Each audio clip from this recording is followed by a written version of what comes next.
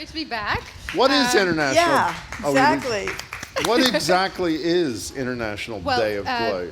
In fact, today is the first Oh, global whoops. International Day of Play, and it's really a focus on something. I think it's almost a bit of a lost art in this age of so much structure for our little ones and families and devices and this and that. So it's really just about free play and creativity and how important that is for everything else, not only for the development of young people, but within our society. So in a little bit, right after this, I'm headed to City Hall Plaza, where we have a big setup. We'll have some of our Boston Public School students. Lego, the company, has been a big proponent behind the idea, and so they'll be out there with us sharing some resources, and obviously if there's any experts in play, they might be it. And so we brought these are the official pins, so for you and producers. Thank you. Thank you very much. Here. You know, you've got two young sons. Everybody I know that's got kids your age, a little older, a little younger, they're obsessed with what to do about phones. They're obsessed with what to do about iPads. How are you going to figure it out? So this is an ongoing subject. My husband and I have decided we've always tried to just limit devices wherever possible, but somehow the kids are still experts in, every time I open my phone, they have made videos of themselves that are on there, or taking pictures, or this or that, with every possible setting. And so they don't have phones, they don't have devices. We're going to wait as long as possible before getting them there. I think social media itself is evolving and imploding, and it's worth it to just try to get some distance on that. But, we have lost our children before in public spaces, I will say. And so some days, I remember when I was little, when you needed to get picked up by mom or dad, you just had to sit outside, and you didn't know exactly when they would come. Exactly. And there's no way to communicate with them. Sometimes you could try to run inside the school and make a phone call if they were really late. But these days, some other parents have advised me you can get some version of a watch where they can just get only a text from you to coordinate or something. So we haven't figured out all the nuances and ins and outs. It's hard. Yeah. Staying on play for a second, today I know is International Day of Play. Tomorrow is sort of national or local day of play, obviously Celtics game. This is the first watch party of its kind, at least in Ever. Boston. Describe I think it's a fabulous idea. Describe what's happening tomorrow night. Yeah, I am so excited and thankful that the Garden, the Celtics, and the city have teamed up where, for the first time ever, we will be hosting a watch party inside TD Garden while the team is on the road. And so they'll be in Dallas, but we will be packing the Garden as usual. They'll have all the same food concessions available, performances. It will feel like everything about a home game, except obviously for the players. And I'm hoping that also translates, because the Celtics have had such a great home record that there's something about the energy that they will feel it. They'll get the vibes flying through the air, and fingers crossed, but they've been playing really well. It's sold out, right? It's both games, actually. And it was only $18 or something? Yep. Really, are you going? I am going. We're going with the family for Game 3. Fabulous. Our number is 877-301-8970 if you want to call the mayor or text the mayor, or if you're down here at the Boston Public Library, our colleague Nicole is over there. She'll taking calls and questions, I should say, from people here at the library. I want to ask you, before we get to the calls and the text, though, you were over with the governor in Rome for the climate event. I guess you got a chance to meet the Pope. But you also got to ride around one of these buses, Commute With Me series, and we have a little sound with you and your kids on the bus in Rome. Here it is. Hi, it is a little before 1:30 p.m. in Rome. I'm here to commute with Blaze and Cass. Anyone of you to speak Italian? How much does it cost to ride the bus? Do you guys know? We're free. Kids are free under 10. And it's €1.50 for everyone else. You can just tap a credit card or use Apple Pay. So this is one of your big initiatives. Certain bus lines are free for everybody, little kids and grown-ups. What was it like over there, transportation-wise, compared to here? Well, whenever I'm outside the city, I try to take public transportation as much as possible, and either feel very jealous about certain aspects of what other cities have, or feel a little bit reassured and take away some affirmation for Boston. The bus system and the subway system were, I found they were quite reliable. The train, much very reliable. Every 2 minutes or so, there was a new train that would come. The bus, very easy to get on, as you heard in that clip. I was most surprised that you didn't have to have any special ticket or anything like that. I used Apple Pay the entire time I was there. There's a little screen right when you get on the bus. You tap your phone or your credit card, and no barriers. The traffic there, though, was horrible. Yeah. So the bus, even just turning one corner, sometimes would be stuck there for a good chunk of time. So there's trade-offs, and I talked with the mayor of Rome about what they're doing on public transit. Very inspiringly, they are building multiple new stations and new lines to be able to better serve the city, because he said that there's just so much archaeological stuff that they have to protect. The stations actually have to go very deep underground so as not to ruin any of that. But in the process of building that, they then turn the stations into a museum at the same time, so you can kind of see the layers as you're going down into the station. So that was it. That was quite inspiring to think that a city as old as Rome is still striving to continue to improve their public transit system.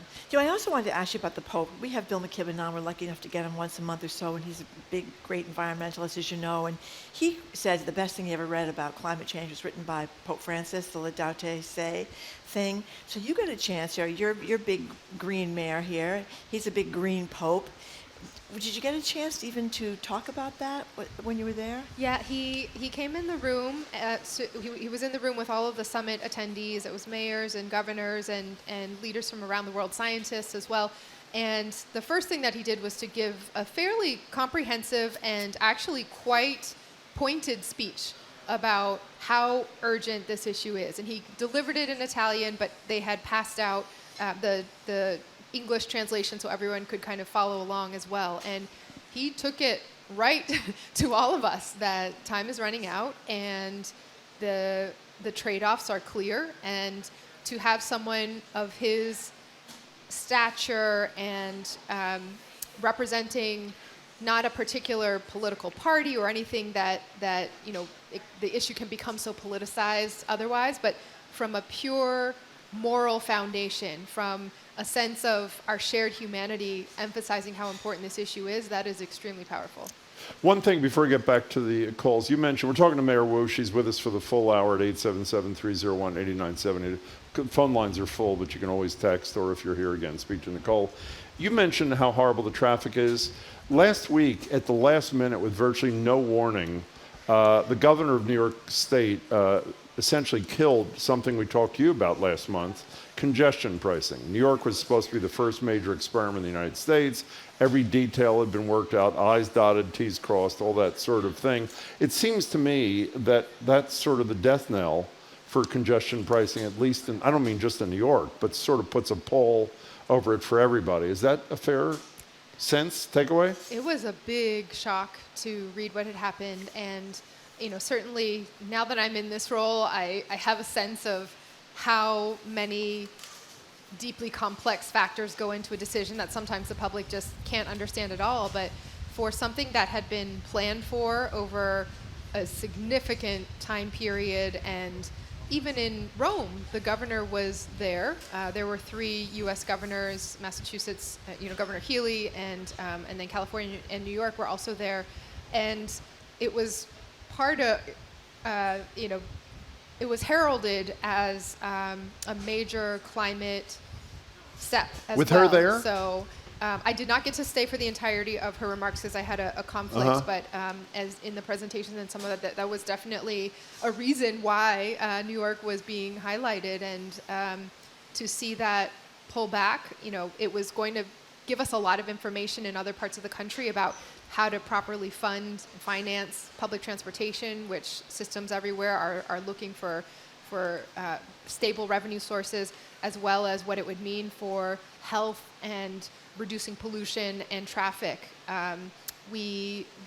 Rome, when I talked to the mayor, Rome has what they call ZTL, a limited traffic zone, where there are different concentric rings across the city and restrictions around what types of vehicles can enter each one, and it's very, very tight in the kind of historic city center.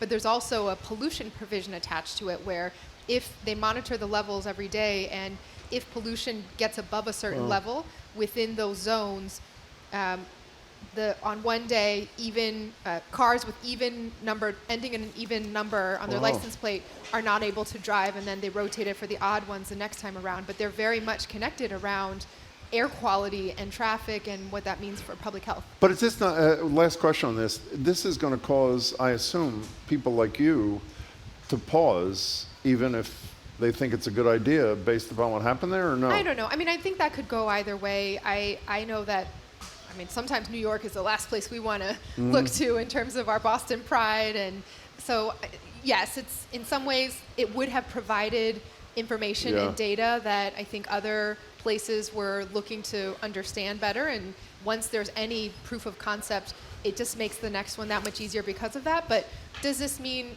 Boston's situation or any other state situation is very different from New York. So it's hard to know exactly what went into that. And I don't think it's a no anywhere around the country. Remind 30 seconds only. I'm sorry, because I forgot what you said last month. My apologies. Where were you in terms of looking at this issue? I think all tools should be on the table, including congestion pricing. However, the key about congestion pricing is that you need to have a reliable alternative so that it doesn't just become a fee or a fine for traffic, but that you're also incentivizing and encouraging that public transportation option. Fine. By the way, CNN is reporting the jury has reached a verdict in the Hunter Biden case after deliberation for maybe an hour and a half. I think an hour yesterday and almost no time today. We'll obviously bring you that as soon as it happens. Aaron and I think they. guilty. I'm sorry. Guilty. They just on said all counts. guilty on all counts. This is the issue of him checking a box saying he was not addicted when he bought a gun, and the potential penalty is up incredibly, up to 20 years in prison. Aaron in Dorchester, you're first on Boston Public Radio with Mayor Michelle Wu. Hey. Hi, Jim and Marjorie. I'm a huge fan. Thank you. Thanks for having me on. And Jim, I'm a Boston Public School teacher, proud union member, and Great. Please keep up your advocacy for union teachers. We need it. We really appreciate everything. You're really you say in talking our to Marjorie, Aaron. I know what you mean. Yeah, we'll have that discussion. I'm ready to have my mind changed, But thanks. Aaron, but What do you probably have, not today. What do you have for the mayor, Aaron? Thank you. Okay, thanks. Thank you. And thanks, Mayor Wu. As I mentioned, I've been a BPS teacher for 14 years now. I have three quick questions. I'll try to be as quick as I can. First, why has Boston Public Schools, in our contract negotiations, refused to end this practice, unique among urban districts in the U.S., of forcing one teacher to use multiple licenses to teach ESL students and students on IEPs with no extra compensation or support? Second, why has BPS refused to budge on its insulting 2% cost of living increase proposal after years of 6%, 7%, and 8% inflation? And three? Finally, why has Boston Public Schools refused to guarantee that our schools have doors that securely lock? As a BPS parent, you are surely horrified by your own position on this issue. Aaron, thank you. We got it. We have it. There are a lot of questions. The mayor is prepared to answer them all. Yes. Thank you, Aaron. Thank you. So thank you so much for your service in doing the most important job that there can be, making sure that our young people are reaching their full opportunity. Okay, I don't have a paper and pen, so I think I'm going to remember the three, but someone is going to have to remind me if I forget one of them. On the licensure issue, I know, again, negotiations are negotiations, so I can't get into all the details. We have had a very regular and robust rhythm to how we've been working to try to get all the issues on the table with the BTU and sort through them, and this has certainly been a big one. I think as almost everyone I talk to within the district agrees, how BPS and how the city have been providing services for students with disabilities has not met the mark over a long time, and so we really want to make sure that we are providing inclusive environments and reducing the sub-separate settings as much as possible, and that has to work for the young people, the families, and for our educators, of course. So I know this is an active point of discussion that we are working through, and there have been different proposals traded back and forth, and I imagine we will continue to do so. So rest assured that one is firmly on the list of things that we are working through, and certainly here that is important to our educators. Thank you.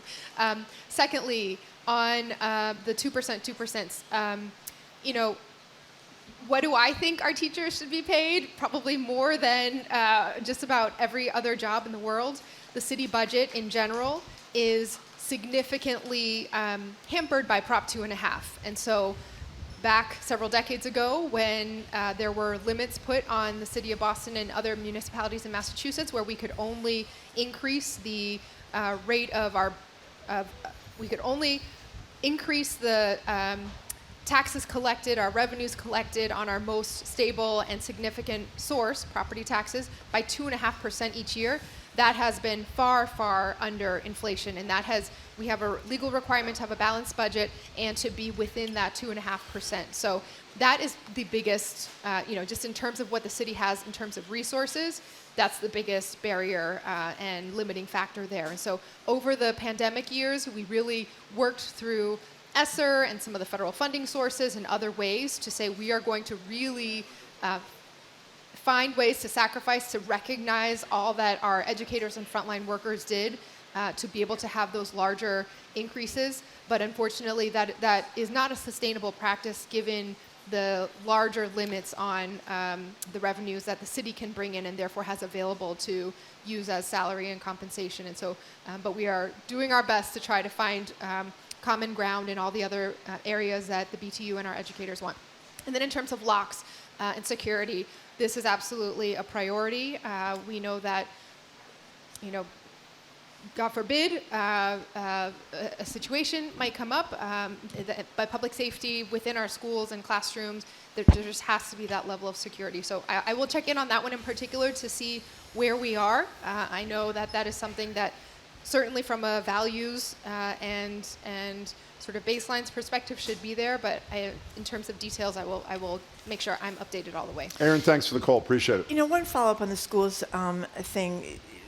There are fewer schools, there are fewer kids in the Boston Public Schools, and apparently there are a lot of buildings that don't have enough kids in them. I know it's very hard to shut down schools because people get attached to their schools and they want their kids to stay in the school. But you're taking some criticism on that. We need to shut down schools in Boston, and it's just politically very hard, so we're not going to do it. Yeah, okay, so this is a really important topic, and I appreciate the chance to share some of how we see this issue, because I think for a long time it's been presented from a certain way that frankly and I believe the superintendent and district see it slightly differently. So enrollment has gone down, right? That is true across every major district.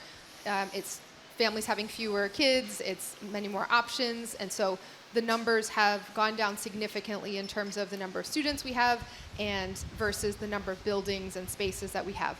However, the problem in my eyes is not that we have too many seats compared to the number of kids. It's actually that we have too few highest quality seats for the number of students that we have, especially when you get into the specific needs of the populations that we serve in the Boston Public Schools.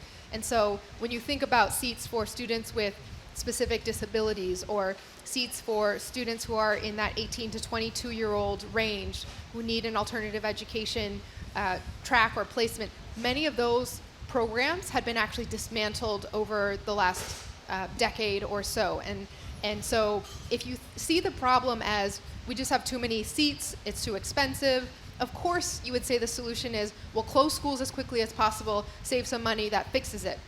But if the problem is actually we have too few high quality seats compared to the students, just closing schools doesn't mean that you're going to improve the situation for the students who are now facing a lot of disruption.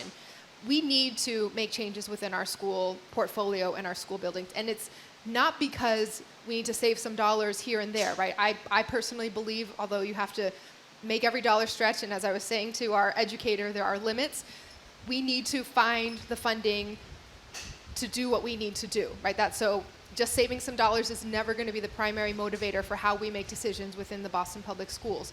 But the challenge here is that you're not getting the highest quality experience when you're in a half-empty school building. You're not getting the highest quality experience when you're in a very, very small school with just one class per grade, and you can't offer all of the choices of different academic offerings. You can't field a basketball team and a volleyball team at the same time because you just don't have enough students. And so we've actually spent the last 2.5 years, for the first time ever, putting together a real-time database of where each building and each asset within that building stands. Or when was the last time the boiler was replaced, the roof, so we know exactly where changes need to be. We also now know each building has a score in terms of the high quality student experience. If it's too small, if it doesn't have this or that type of performing arts space or science lab, that is now all counted and transparently available so everyone can see where those buildings stack up. And we also have a rubric that was developed for the first time ever where you can see the impacts of, in this neighborhood, if you were to close the school and rebuild it here, or if you were to expand or merge these two schools together, what are the demographics of young people who would be impacted and what grades and all of that. So the building blocks are now there in a way that we have never had before as a district. And so in order to be at the place where we now move all the pieces around, I and the superintendent need to be sure that when a school, should it be merged, closed, consolidated, expanded, that those students who will experience extreme disruption from their routines and all of that, that they are then going to have a better experience where they are placed next, rather than just shuffled around and the district supposedly saves some money, which at the end of the day, when you make decisions like that, it hardly ever shakes out right away to be financially what you thought. So we are building in fact the infrastructure for some of that supportive programming around multilingual programs, alternative education that had been dismantled, so that those seats are there and that we can be sure when moves are made, the community understands, they are part of owning the decision making, and also are sure that the alternatives and the next placements will be the high quality experience that they do deserve.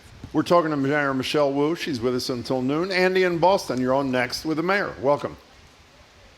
Welcome. Thank you. I appreciate the opportunity to talk to you guys. I love listening to you. Mayor, we appreciate the opportunity to talk with you. Thank you. I wanted to talk to you about two different kind of related issues. I live in the Back Bay, and we're an empty nester couple that has a nice condominium.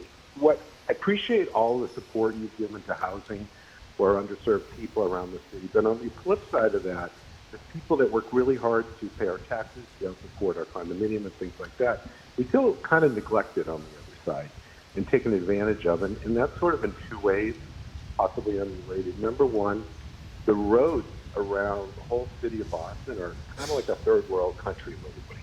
And it's incredibly frustrating anywhere you go. And I'd like to think we're a first-rate city, and the roads certainly don't make me feel that way. And then number two, the potential property taxes you want to put on the sale of properties within Boston, I think is a real detriment to property values.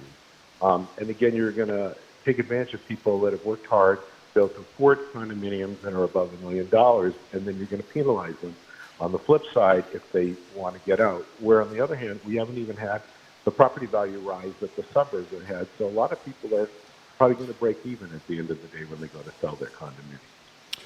So they're related, but they're not related kinds of issues that I see. Andy, we got it. So it's streets, and we were going to broach the real estate transfer tax, and so you can Great. do both, Mayor. All right, thanks, Thank you, Andy. Thank you for calling in, and we need to make sure, Boston's a city of neighborhoods, and every single neighborhood and every community should feel like they're getting top-notch city services and resources for basic quality of life. So particularly if you can reach out to my office, you can contact your Back Bay neighborhood liaison as well. We are wanting to get right on top of any roadway issues that are identified. Having specifics is very helpful because sometimes it can be, even within 24 hours, there might be some trouble spots that we can go out and take care of. If it's a larger roadway resurfacing issue, then getting that in the queue is helpful as well. We are definitely working our way through making sure that crosswalks and all of the sidewalk infrastructure are smooth and updated. We now have specific contracts for repairing brick sidewalks that hadn't been in place before, so we can make sure that those are safe and look beautiful in addition. So we definitely prioritize delivering excellent city services and love to get that feedback, especially specific locations.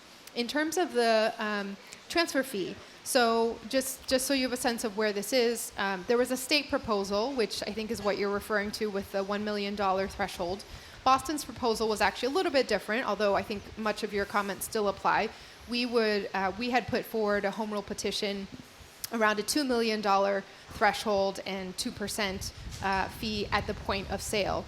Now, my focus on trying to make sure that housing is available is not just targeted at one particular economic group or one particular community. We are all potentially suffering if Boston's housing crisis worsens.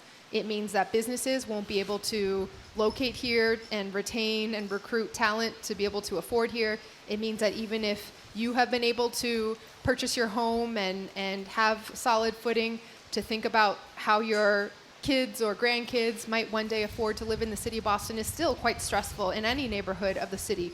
And so we believe that having the resources that we've had from federal recovery funds has boosted home ownership, has made it possible for us to do more for homeowners and renters across the economic spectrum. But keeping that funding going with a reliable source of funds is very, very important.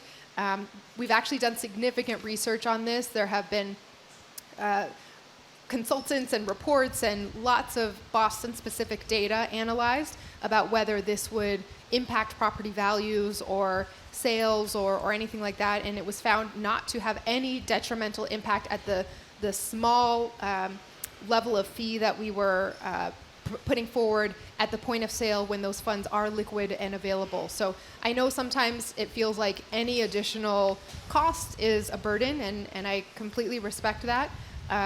This is part of making sure that we can be a livable city, not just for those who currently have a place in Boston, but for all future generations as well. Can we stay on this for a minute before we take a break? The House of Representatives the other day rejected the Healy portion of her housing bond bill. While they increased the total from $4 to $6 billion, they basically stripped it of virtually all tenant protections. They eliminated the real estate transfer tax, which leads me to believe they're going to reject your home rule petition as well. They ignored your rent control proposal, which they had to approve. You were successful in getting the city council to support your property tax shift the other day. That, from what I understand, needs legislative approval, and I'm not speaking for you, but Marjorie and me. The real estate lobby seems to have a hell of a lot of power up on Beacon Hill. So two things. One, do you honestly think this property tax shift has a snowball's chance in hell of getting through this legislature? And two, how do you react to the fact, I know we've asked this before, that you suggest things, you're the duly elected mayor of the city, the people on things like rent control, something like 70% of the people in Boston support it, and they decide that if a rep in Fitchburg doesn't like it, Boston can't have it. So two things. One, what are the prospects for your property tax shift? And two, how do you react to the legislature basically giving you the middle finger, for lack of a better expression, on virtually everything you're proposing there, Ms. Mayor? So on the tax shift, I would say my job is to be clear about what the city needs and then to do everything possible in my power to make it happen. How we have been pursuing this tax shift is a little bit unorthodox because, for better or worse, especially with larger decision-making bodies like a legislature of so many people, things often happen at the moment of extreme urgency, right? The budget gets done in a few days of really getting to the trading back and forth, and something happens after a major emergency or a flood or natural disaster. And in fact, we are unusually going up for this authority before the potential emergency, right? We won't know until later in this calendar year whether commercial property values will drop enough to trigger the need for extraordinary tools to maintain the balance between our residential and commercial property owners. If things go well, we wouldn't need this at all. And if we had the tool and we apply it, it would be like 20 years ago when the city did this and got the power from the legislature and no one noticed it because it just maintained the balance that has been in place for all times, rather in managing through a shock. So in fact, there are, what happened last time, 20 years ago, they waited until after they had all the numbers. Then they sent 2 property tax bills to each property owner. One said, if the legislature takes action, you will pay this much. If the legislature doesn't take action, you will pay this much. And that was, I think, stressful for people to be able to plan and to get that very confusing message in the mail. But it did provide that point of urgency. We are trying to be responsible and thoughtful and give enough time to go through the entire process and not just rush up there with that sort of immediate crisis. And I haven't given up on the legislature, now that the city council has acted, understanding that this is a crucial way that we need to continue to protect residents. We cannot afford dramatic shocks in the property taxes for our residents. And on the commercial side, this is just about evening it out so they would pay less of a decrease than they otherwise would have. And so I think we haven't had the chance to present that case yet of the specific numbers up at the State House, and I look forward to being able to do that. But how about the other things you have proposed and Yeah. they've rejected? Yeah, I mean, On the housing front in so particular. we'll see what the Senate is going to put forward in terms of their response to the housing bond bill. It was a big deal that the governor and her administration presented so many of these priorities. I mean, that was a huge shift and a first for it to be officially part of one of the 3 proposals between House, Senate, and governor. And I mean, I agree. These are broadly popular measures. The residents of our city certainly know that we need them. And if you ask anyone in the community, what is your number one stressor? Housing is 9 times out of 10 what will come out of people's mouths. We need every possible tool to be able to do this, and we're not going to give up. So why does the legislature say no if the argument, in your estimation, is so overwhelmingly in favor? I think there are different communities with different needs. There are different legislators who are facing different electoral pressures this election year. There are different dynamics, therefore, in an odd year versus an even year, and they have a lot of, they're juggling a lot of different priorities right now. This is our 3rd time up at the State House with this particular transfer fee provision, and we made it further than we ever have before, and we are going to keep doing it and making the case that all of what we've been able to accomplish with federal funding is going to go away in the next 2 years if we don't have a funding source. You know, I can't resist pointing out here, so Mayor is not going to say this, but the real estate lobby has been relentless in pushing a lot of false information about what this would mean to homeowners. We talked about this yesterday. They're very powerful, and they give a lot of money to legislators. But I just want to ask you... Well, on that point, I do want to say, sometimes what can, it can be just a little irksome for me is that the way that items are covered in the media can feel so different from how they're perceived out in the community. And so I think, what was it? It was the tax classification, our residential tax relief proposal. When it passed, one of the headlines said, "Controversial measure goes through the city council." And in fact, was not controversial at all in any of the neighborhoods or any of the spaces I talked about. There are people whose job it is to lobby for as low corporate taxes as possible. That is how they feed their own families. That is what they are always going to push for, no matter what the impact is of that policy on people besides the companies that they represent. And when you are a lobbyist and that is your role, of course we expect them to speak up in that way, but a few of those entities speaking up doesn't mean that something is all of a sudden controversial when the vast majority of real people and residents know that this is a policy that is important. Okay, we're speaking with the mayor of Boston, Michelle Wu. She's going to be with us until the top of the hour. Going to be right back after a quick break. You're listening to Boston Public Radio 89.7 GBH, broadcasting live from the Boston Public Library.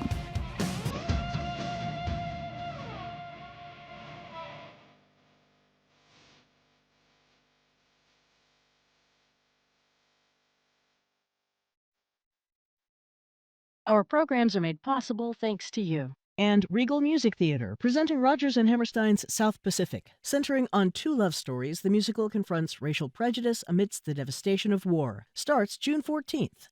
Tickets at regalmusictheater.org. And the Office of the Massachusetts State Treasurer. The Unclaimed Property Division is holding unclaimed funds from medical bills, uncashed paychecks, savings accounts, and more. To see if you have unclaimed money, you can visit findmassmoney.gov. And Brighton Farmers Market, Wednesday afternoons from 2 to 6:30 on Brighton Common in Boston, June through October, featuring a variety of local foods, farm fresh produce, children's activities, and live music. And Powell Fine Art Advisory, curators of Address to the Moon, now on view at Gallery Naga. Visitors can discover the moon's profound impact as an aesthetic symbol, embodying the soul of an era and our enduring cultural fascination.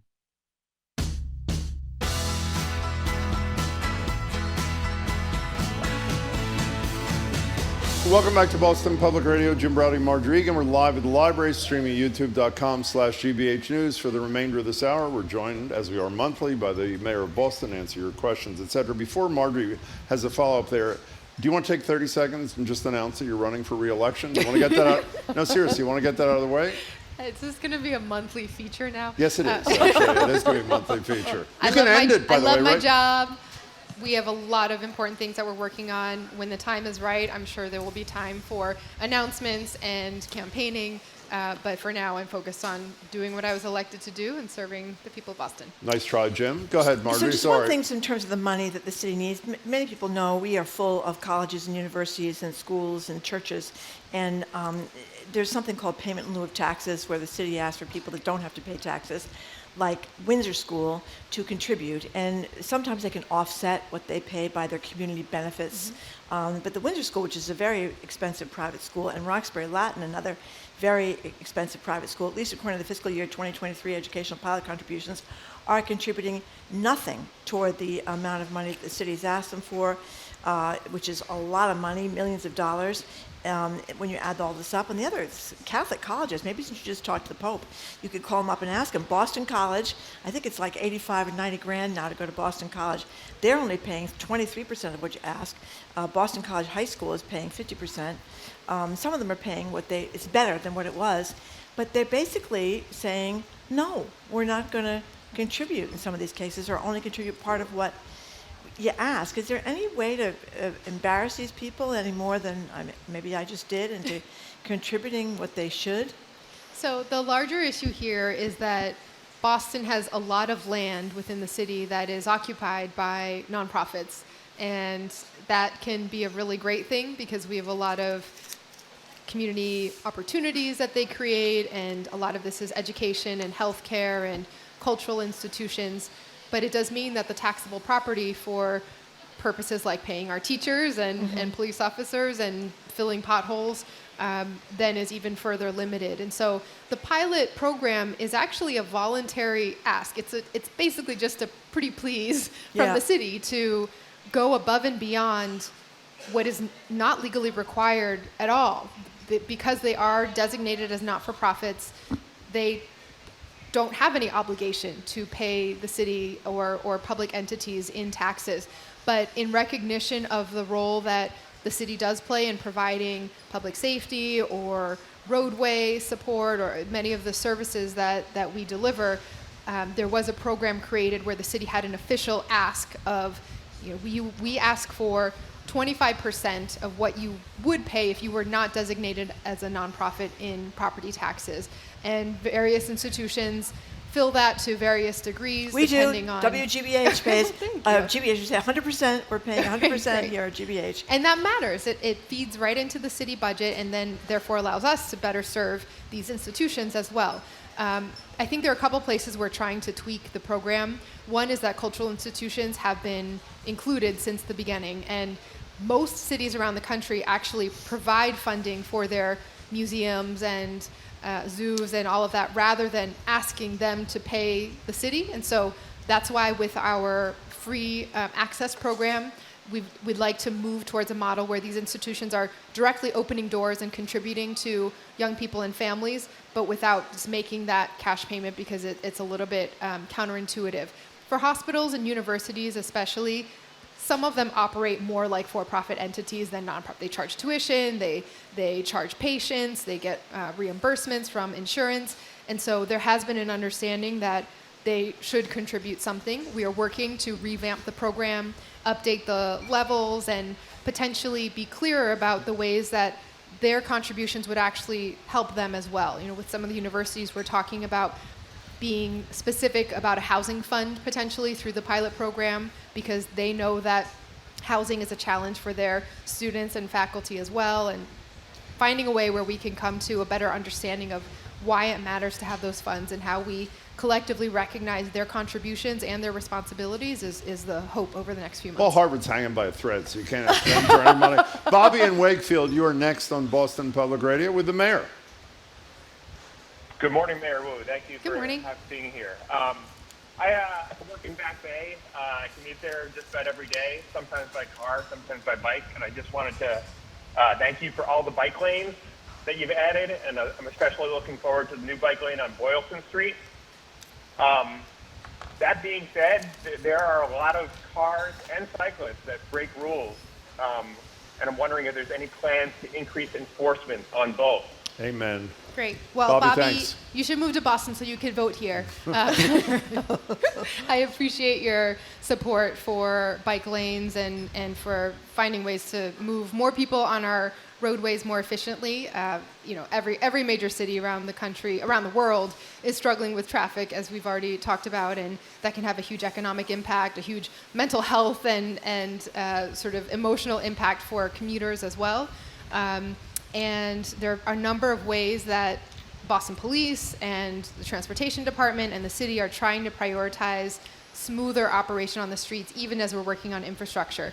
You might have seen that we've identified delivery vehicles, particularly the scooters and some of the motorized bikes, as one place where we hear very frequently from residents about laws not being followed, driving the wrong way on roads, or darting back and forth. We know that this is not, often the drivers are just under extreme time pressure from the companies that they work for to fulfill a certain number of deliveries in a short amount of time. And so we've actually gone straight to those large companies with food delivery services to speak directly with them and be clear about communicating the consequences of legal violations. Same thing with cars on the road and all of our road users.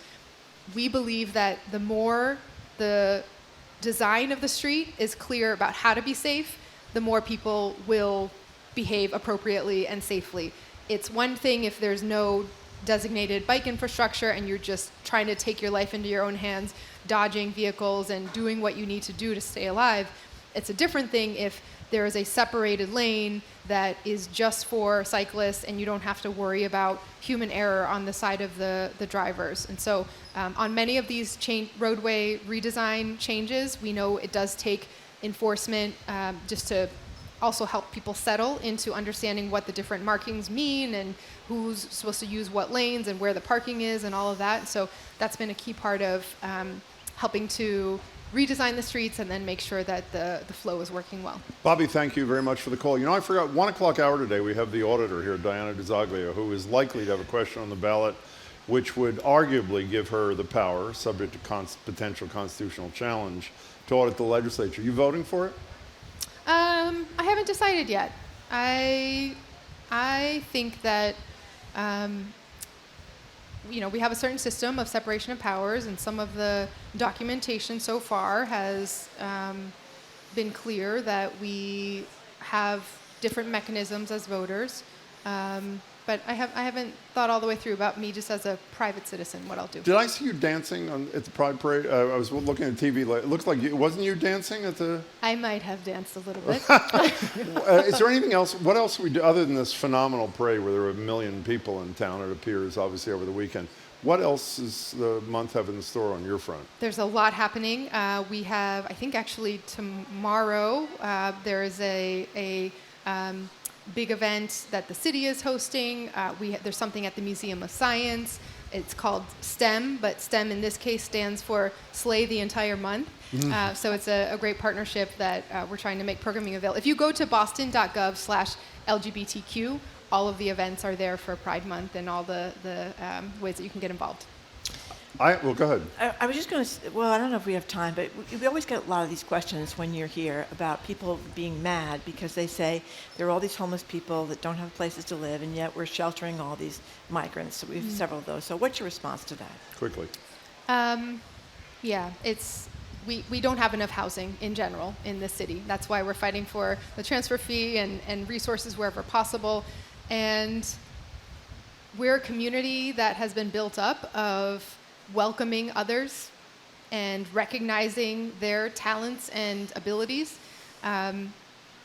We know that we need to have more housing in order to accommodate all of that talent and ability affordably as well. So our shelter systems are incredibly stretched right now, and that is because of the need, particularly around the opiate crisis and mental health and homelessness that we've seen for a number of years, but then the additional capacity that's needed for individuals who don't qualify for the state's family shelter system, who have immigrated to the U.S. and to Boston.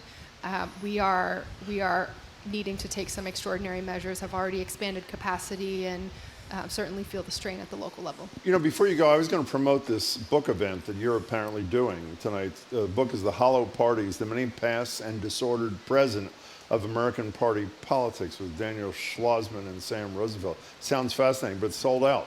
So I guess I won't. It's at the Athenaeum. What's the book, quickly? There is a wait list. Oh, at the Athenaeum. Yep. Oh, that's great. And it's, maybe it's just asking for punishment for myself as a participant in the middle of the system, reading about the historic decline of our party system and how in this moment there's basically hollow shells that have led to different challenges on the Democrat side and the Republican side, but the two authors, who are political scientists and also very civically engaged, do present some potential next steps for how to rebuild that sense of community, civic engagement, and save our democracy. Fabulous. So so there is a wait list. People can check it out. You can, Beacon Hill Books website. Fabulous. It's nice Thank to see you, Mayor very Wu. much, Thank you Mayor for having Wu, me, as Pleasure to always. see you.